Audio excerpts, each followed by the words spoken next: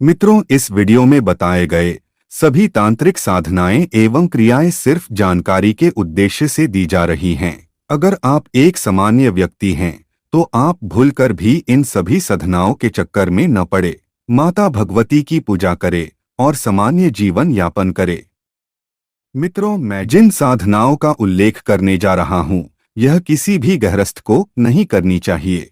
कोई साधु या साधक जो सिद्ध है वो ही इसे कर सकता है, वो भी साक्षात अपने गुरु के संरक्षण में रहकर करे, क्योंकि बात केवल एक भूत या प्रेत की होती तो शायद कंट्रोल हो भी जाए। अगर सारा मसान जाग गया तो वो किसी के भी बस की बात नहीं होगी, क्योंकि वो समय और स्थान उनका होगा। मित्रों, शमशान साधना क्या है, शमशान साधना कैसे किया जाता है और इसकी पूजा कैसी होती है, इन सभी सवालों के जवाब आज हम इस वीडियो में जानने वाले हैं, तो वीडियो में अंत तक बने रहें। मित्रों, साधनाएं कई प्रकार के होते हैं। साधना व्यक्ति को अष्टपाशों से मुक्त करने के साथ साथ भय रहित और दृढ़ बनाती है। साधना करने के बाद व्यक्ति निर्भय होकर संसार में कहीं भी घूम सकता है। भूत प्रेत आत्मा ये सभी उसके अधीन रहते हैं। जो व्यक्ति इस शमशान साधना को करने में सफल हो जाते हैं, उनको काम, क्रोध, भय, घृणा, जुगुप्सा कभी परास्त नहीं कर सकते। इस साधना के बाद व्यक्ति को आत्मज्ञान प्राप्त हो जाता है। मित्रों, श्मशान 10 प्रकार के होते हैं। सफेदा, यमदंड, सुकिया, फुलिया, हल्दिया, कामेदिया, मिचमिचिया, किकदिया, सिलासिल्या, पिलिया। यह एक प्रकार की 10 प्रेत शक्तियां हैं जो काफी उग्र होती हैं। इन्हीं 10 शक्तियों से प्रेत, पिशाच, भैरव, बेताल आदि के मंत्र सिद्ध किए जाते हैं। इसे मशान जगाना कहा जाता है। श्मशान के अधिष्ठाता धूम्रलोचन को माना जाता है, जो प्रेत पिंड चिता से पकता हुआ मांस भोजन के रूप में लेते हैं। मशान जगाना यह अभिचारिक प्रयोग हैं जो बहुत ही कठिन काम हैं, इसलिए आप इसके चक्कर में न पड़े तो ही अच्छा रहेगा।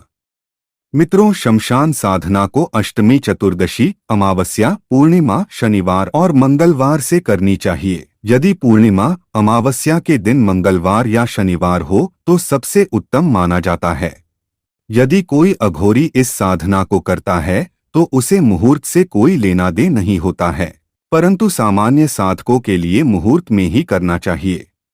साधना भोग के लिए कुछ भी लिया जा सकता है, क्योंकि श्मशान साधना में आमिष और निरामिष दोनों भोग होते हैं।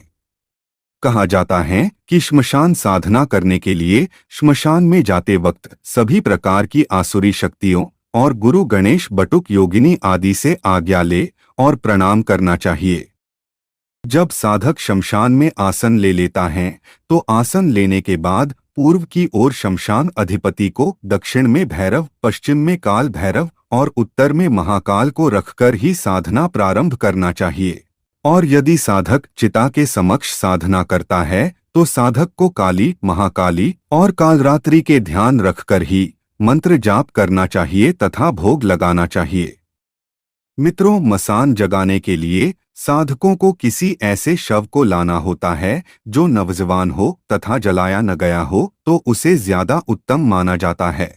जिस दिन शमशान जगाना होता है उस दिन जहां बकरा काटा जाता है वहां से एक सामान लाना होता है, लेकिन शमशान जगाने से एक दिन पहले श्मशान से जाकर यह आज्ञा लेना पड़ता है कि कल तुम्हें जगाना है। फिर उसके अगले दिन सभी सामग्री को लेकर श्मशान में जाना होता है और विधिवत साधना किया जाता है।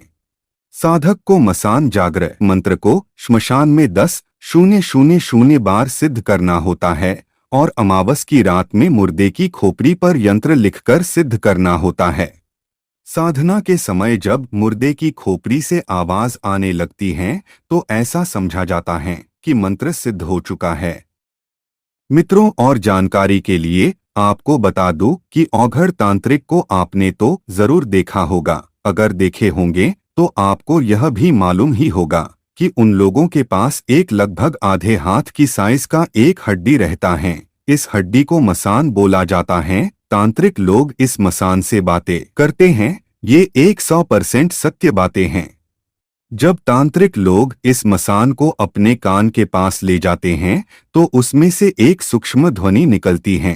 जिसे केवल वही सुन सकते हैं। वह मसान उस तांत्रिक को वहां पर आए सभी व्यक्ति के समस्या का समाधान बताता है, और यही कारण है जिससे तांत्रिक सभी लोगों की परेशानियों को दूर करने में सक्षम रहता है।